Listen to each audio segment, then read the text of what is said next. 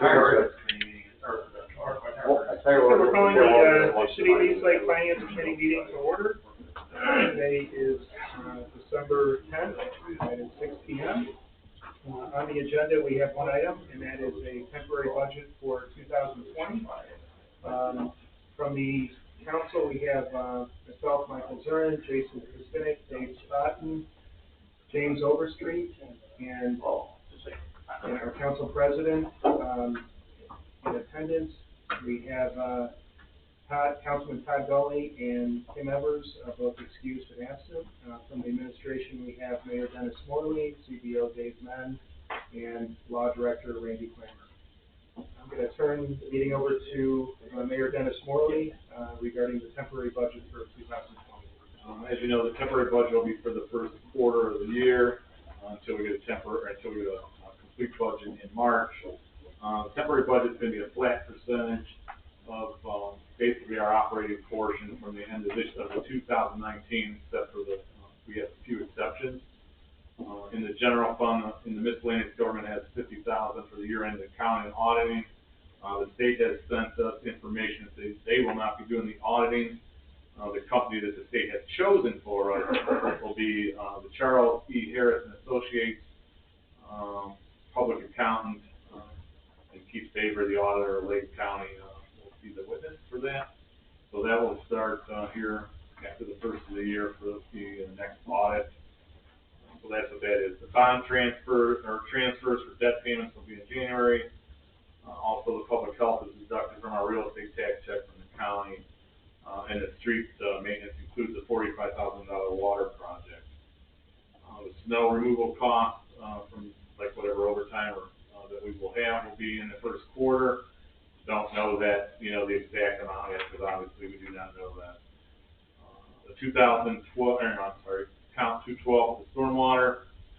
We have $1 million for starting the Galena 2 project, which the total of the phase 2 is about $3 million. The bond for the stadium will include the January and February payments for pay down the stadium. The 402 road will be the Stevens Boulevard project. Again, approximately includes $2 million for the Stevens Boulevard, approximately $3 million in cost. And then the sanitary sewer, which is part of the capital cost, was approximately $5.25 million. And then there'll be part of that will be we're adding one police officer, one service person, will start 1/2 of 20, and then the other addition will be in the permanent will be the hiring of 3 firemen, but they will not be starting or would not be offset until August. But a lot of those numbers are, with the cost that we have to do NOACA on the road crews. Everything else will stay the same. We're obviously still in negotiations with the union, so we're not even. Hopefully, we're going to be done January, February, but if not, then those additions will be in the permanent budget when we find out what the increases on any salary increases or any of that would be. And then for this evening's meeting, or any questions on the temporary budget?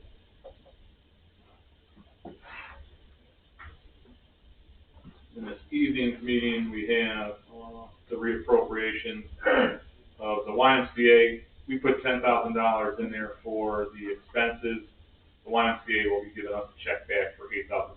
So that's the when you see the amount of money that's coming out for the appropriation, or the $2,800, that's the Y will be paying us $8,000 check. So that's be coming shortly. And then in the police and fire fund, all she did was reallocate $10,000 out of the police to put in the fire. So that one fell a little short this time. That is it.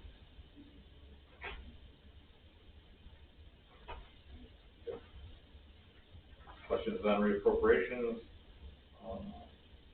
We've been working with the directors and everyone for the budget for 2020. Caroline will contact Kim or however you guys want to handle it to start the final budget right after the first of the year. Any questions? And I'm going to ask the committee to vote. and also Council President John Myers, because we're missing a member, for the temporary budget for 2020. Yeah, move it forward.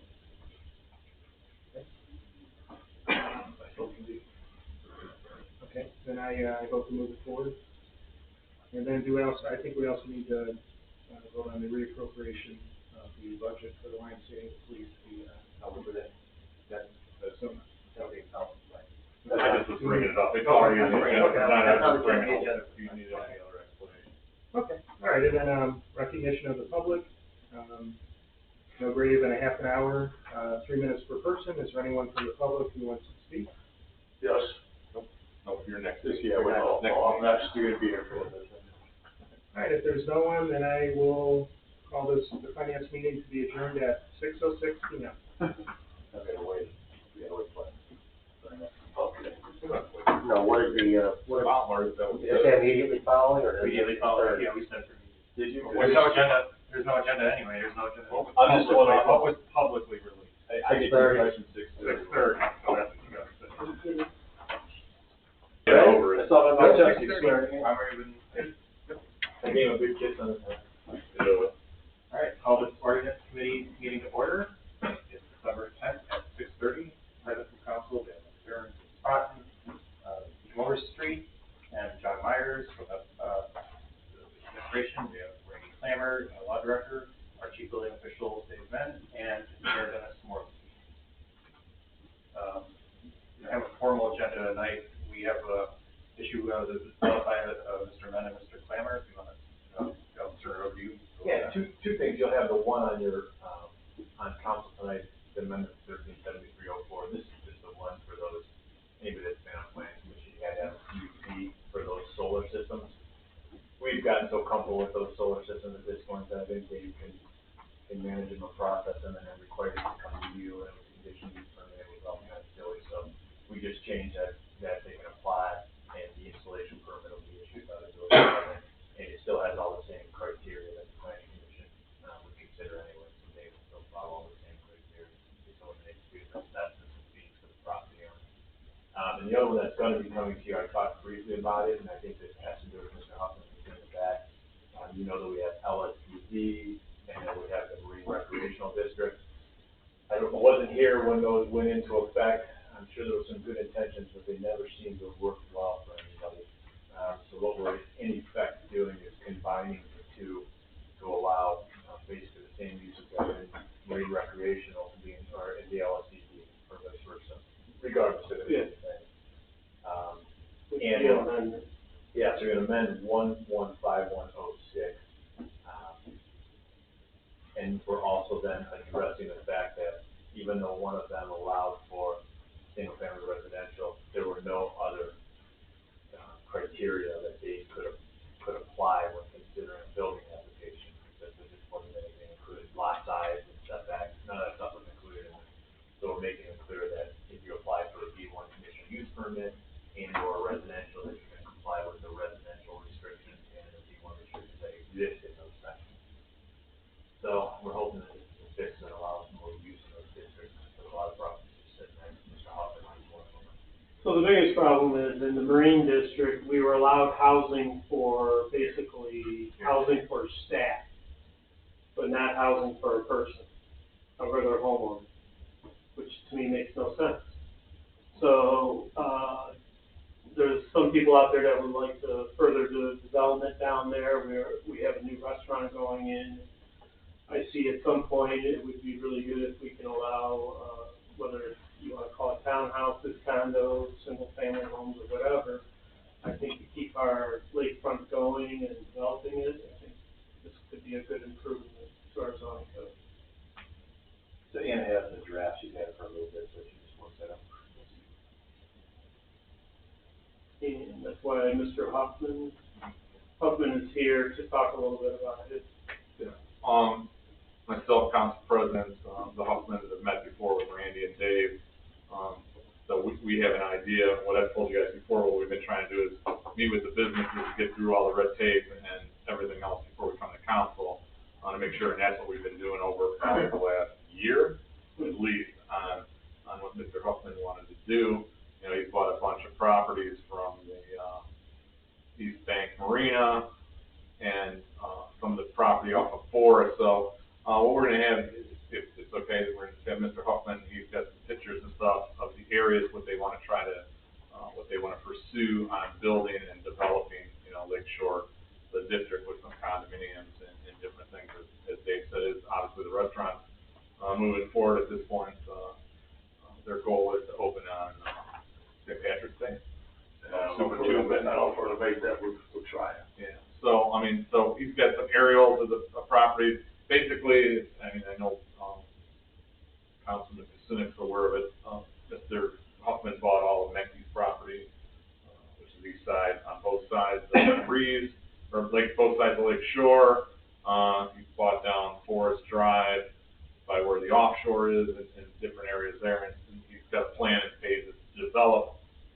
And that's part of the reason, or not, it is the main reason we need to change, as I told the council president before, you know, and what Dave's trying to explain about when they set this up before 3, 4 planning commissions ago, mayors ago, they just left the one spot in there. It makes no sense. What Dave's talking about when he talks about staff is, they talk about if someone was gonna run a marina for someone down there, that's who could live there, but not, you know, and have resident or business or person live there, but not residential. So that's what we're trying. It actually says caretaker. Yeah, so yeah, caretaker. So that's what we're trying to fix, so residential can go down there.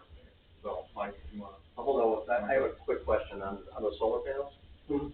Is, so what you're trying to do, again, it's gonna be an administrative process instead of the. Yeah, so it'd be like someone coming in for a fence permit, I would review it, they have to have their engineer reports and everything. How does that, if we're doing that, how does that compare to what other cities are doing with the same method of well? That's part of the problem I'm Okay. hearing is that you're like one of the only few cities around that even would consider us, because when I tell them the CUP, they're like, what the hell is that? Or what the heck is that? Okay. And I try to explain to them, they're like, why, and The problem with those CUPs and things that are more permanent in nature, yeah. you get a 1-year CUP, now they've invested all this money with this thing that's sitting on the roof, are we gonna really take it off next year? It's just gonna be more in line with what everyone else does. Yeah, and all the specs, everything else will stay the same, it's just, it's not gonna be a CUP, that's all. No, thank you. All right, gentlemen, if you're giving us a presentation, why don't you just, I'll invite you Yeah, guys up. well, I already heard yours. Yeah. Sorry. If you would just state your name and addresses for the record. Mike Huffman, 163 East Island Drive.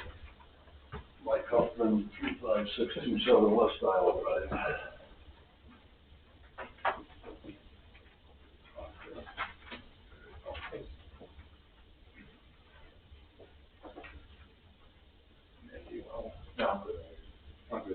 Anyways, this is the East Bank Marina property, that we're looking at, in the middle where it says 5.15 acres and 2.19 acres we already own.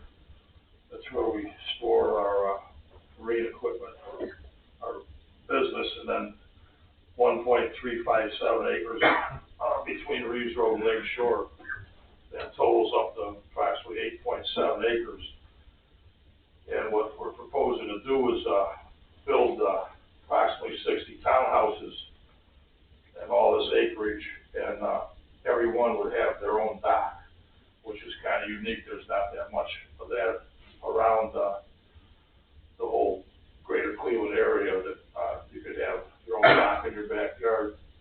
So that's what we're thinking there on, that. We're starting to work on some preliminary, drawings and things of that nature, and with this zoning, because, part of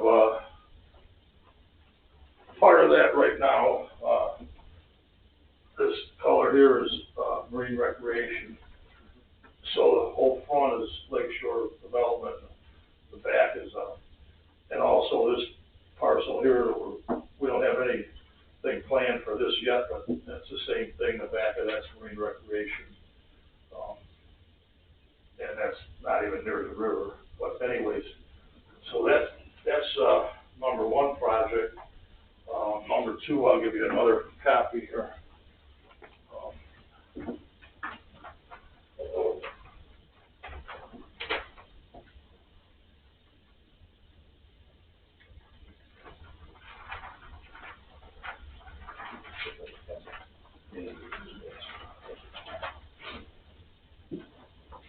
Anyways, that's on Forest Drive, and it's, I believe it's zoned for what we want to do.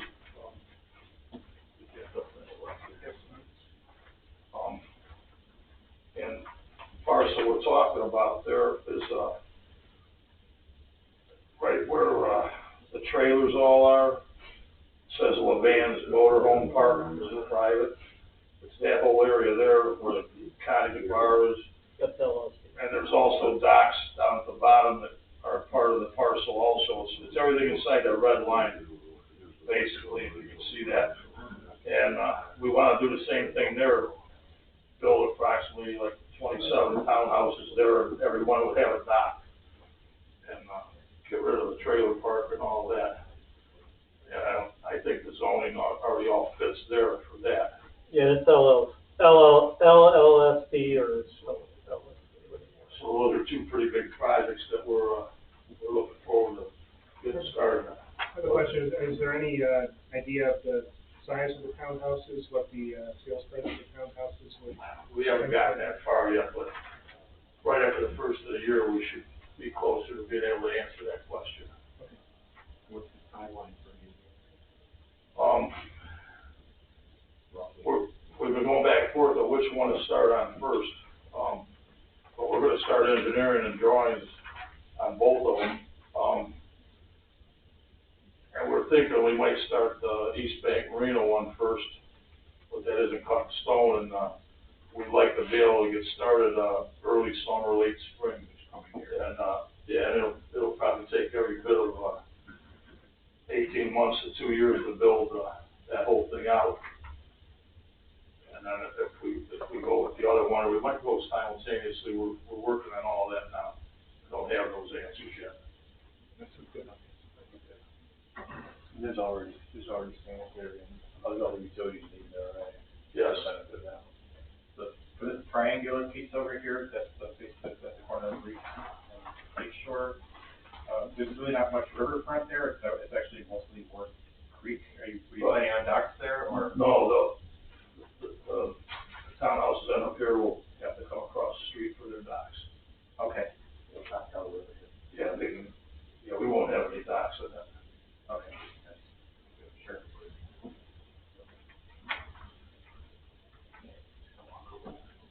They could go under the bridge easily. They'll be parking over there and drive their car over, we could walk over, the light right there, traffic light. Are there any other questions? The proposal?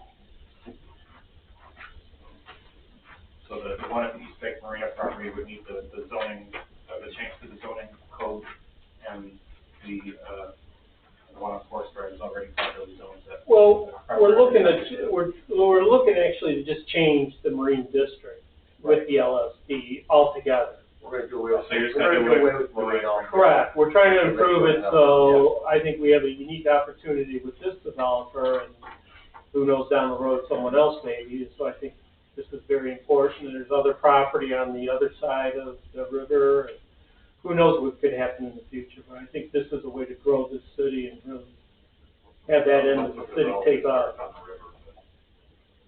Yeah, there's a few people I've talked to, and there are already, like, questions that just came up, how much are they gonna cost, and how much square footage, and I want one, and, I think it's. I think it's gonna be huge for the city of Eastlake. Yeah, whatever the intent for more probably. Yeah, I mean, if you go up and down the lakefront, there's hardly any, and there's a little bit of Menor, and, off the top of my head, I can't think of anywhere else, I mean, a little bit of Brattleboro. Rocky River, really. Yeah, Rocky River, there's some, it's very sparse, so this is gonna be a big thing, I think. There's only enough capacity to get 1 or 2 restaurants in, period, you know, it'll be saturated at that point. Well, I mean, we'll be, when the other restaurant opens, we'll have 2 restaurants not too many other communities that have that. I mean, you have Grand River, you know, a couple there, but again, if Mike continues to try to build up and defend the town, and, you know, one of the things that the other person we've talked about was getting out of the lease on the corner of, Erie Road and Lake Shore, if that comes about, this whole end of town will be able to use the water like it's intended to. I mean, if we become that, it changes the whole dynamic of that end of town. Grand River's to the area. only got one restaurant. Yeah. Yeah, so. Who else has one? Nobody has one. No, so, yeah. So we're it. We have the Trader Jackson and we'll have the Sugar Camp. You could write the legislation, and let them see it.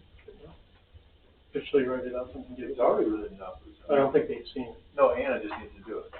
Yeah. You know, no, definitely, I think it's a nice opportunity to revitalize, you know, that whole area, the East Lake. I appreciate that, I think it's gonna be good for everyone. I'm excited and anxious to get it going. That corridor's been stagnant for the most part, nothing really new has gone down there. And again, I don't want this to sound like we're just doing it for this one person. We're going to do this for whoever else would come in. I mean, it's just not for one development, but again, this is for anybody that would approach us and make things easier for them to develop. To revitalize that whole. Yeah, that's what I think Dave and I and Randy talked about is just do this and be done with it, and it has the different things that can be, you know, put down there. I mean, if there's a little shop that someone wants to open or anything like that. You know, things will still have to go to planning, you know, Yeah, I mean, it's gonna go zoning through the if they need gamut. variances, you know, all that stuff would still Back in the apply. day, people were envisioning, you know, Cindy's week thing was a walkway, you know.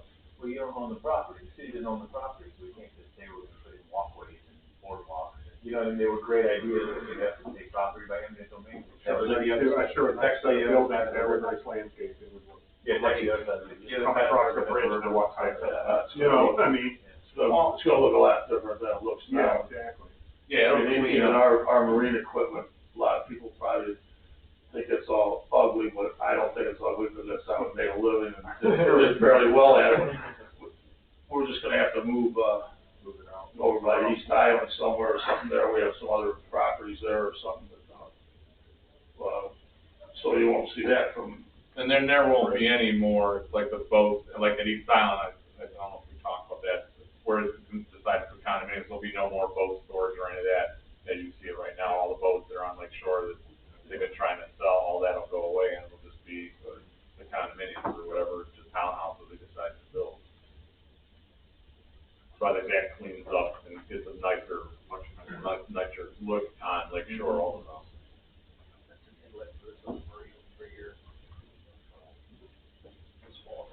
Any other questions? No, so council, so you've seen it all, Anna has the draft, she just needs to look at it.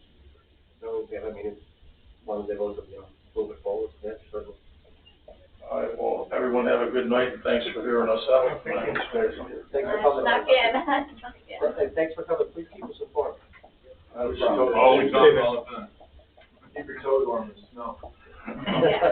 Yeah, also quit.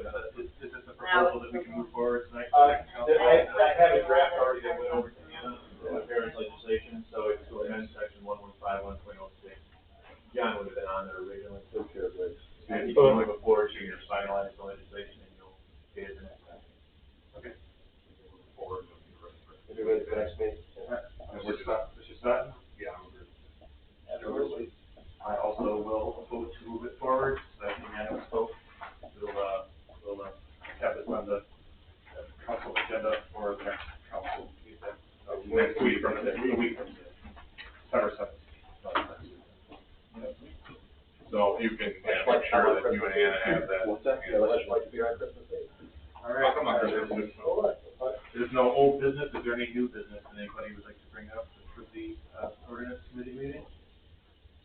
Yeah, something?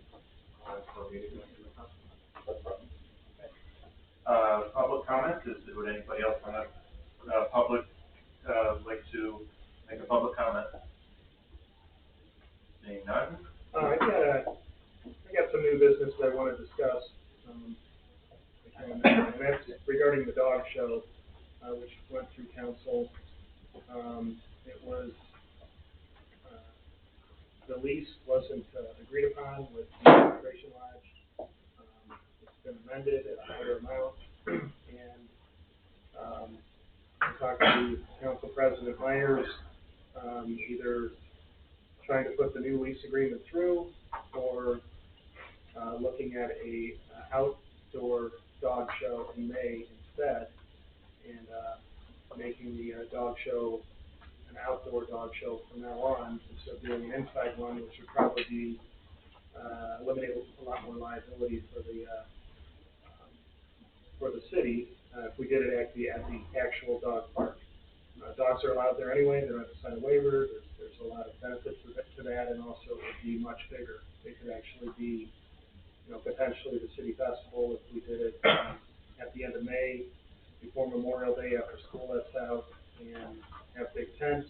We can make it more of an actual dog show instead of a, costume contest. It could actually have agility and other events there, and, could be a lot larger, and could be a really great thing for the city to do annually. So, I guess what I'm throwing out there is, do we want to pursue the indoor dog show, or do we want to, look at an outdoor dog show?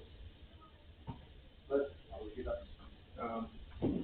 I wanted to, get the council's, opinions on it. My understanding was last time we spoke that you were interested in doing both this year. We could transition. I think in the future, if we want to, if this year, if we want to do an indoor one and an outdoor one, that would be good. But if we continued with an outdoor one in the future, we could have a very large actual dog show, which would be, the city could be recognized for having a dog show annually at the beginning of the summer, which I think would be great. It could just be a continual thing. The indoor one is very limited, and I think we're maxed out already. What I saw last year is you can't hold any more people. We're already at the biggest event, the biggest venue in the city. So I'm a little concerned. Yeah, and I know for our conversation, that, my understanding when I talked to you was that we would, you were looking maybe to do the indoor dog show and then transition that into, use that as a lead-in for the outdoor dog show, kind of transition in and then go to an outdoor dog show in the future. I'm sure you'd be happier with there being any less liability. My biggest concern is people getting bit by a dog. The location doesn't matter to me one way or the other. So we're still looking at. Yeah, your only downside is what are the costs for tents and stuff, and is there parking, whether. You did it down at the other park. Parking at dog There's all that land. Right. If you have a place or parking in the back, you have to pay here. Right. Those people, after they jack us. People are funny about the dogs, I don't know if they'd be that. It's pretty expensive to be over there now. Yeah, just the opportunity for agility courses and some of these dog groomers to set up, dog and water jumps, and all these other things that are a true dog show would really just add a lot more people to the event. It would be a much bigger event. I don't, as far as from a legal standpoint, I don't care one way or the other. My concern is liability for them to have one location. You still probably want to have all the dogs, obviously, licensed and vaccinated and all that kind of stuff. Yeah, the thing is that at a public park, anybody can bring their dog anytime anyway, so it's not, it would just be the fact that the city's having an event that's inviting even more dogs, which could present potential I liability. don't think that the dogs are that much interacting with the patrons, so that's my concern. I think at some point, your goal is to make it a more of a professional event, and you're gonna get people with professional dogs, and so as long as the dog is separate from the people, that's fine. And was this gonna also be a fundraising event to possibly make improvements to the dog park or something? Yeah, I always try to add a fundraising component on this. People love their dogs. It's a great way to raise money for a cause. All right. Yeah, from a legal standpoint, I don't feel about that. But if we want to transition and do the indoor one and then, look at I really think if we did it the week after school ended before Memorial Day, that would be a great way to kick off summer. So we're talking about having one this year. He would have two this year. Well, they would have to come with a boatload of money to pay for tents and everything to do too. They were looking at, you need to make a decision. I think your committee need to decide what you, but maybe. I'm okay with whatever you guys You do decide. it You indoor. can always say next year it's gonna be outside, then maybe you have enough funds, but if you're gonna do two this year, you're gonna have I'd say you to spend a ton of money. outdoor one this year. Yeah, That's what I would and I think maybe that's something that you need to decide, you know, I'd rather what put your it committee outside. wishes to do. I mean, I think maybe one's a better decision than two. So that's what you want to do. All right, I'll take it back to the committee next week. The outdoor one seems like a permanent solution. It'd be, yeah, the city could really, you know, benefit by that. The indoor one, it's maxed out. I don't know. The only thing I'd ask if we do the outdoor, that I have a date in advance, so I could talk to soccer to make sure there's no soccer going on. It'd probably be the Sunday after school, like that. I mean, but yeah, I don't know, yeah, I just need to know, so Or we're when's not the having begin- that when's the- soccer games at the same When's the time. beginning of the dog days of summer? August. Right, We need to have a August we need to have a 1st or rain whatever. date in place also. That's what you gotta do it on, I think to we're celebrate going to the kick dog off days. summer with it, because I don't want to get near July. July is, there's too much stuff going on. It really needs to be. Yeah, right just when make sure you have a rain, obviously a rain date in place, so we're covered in case of. And I think the potential for vendors, I mean, we don't have to limit it to 70 to 80, there could be 120. I mean, it's like, you know, Well, we're looking at a couple things, one is in July, it's already handled, and Cooper, one in October. You know, you're gonna have some restaurants in Cooper coming up too, so. Yeah, right, that's it. We just have a few more minutes before the council meeting, so, are we all set to adjourn at this time? yeah, I'll bring it back to Yeah, that committee, or then council next time. Yeah, that's fine. Okay, the time is 6:55. And this, before this committee meeting. All righty then.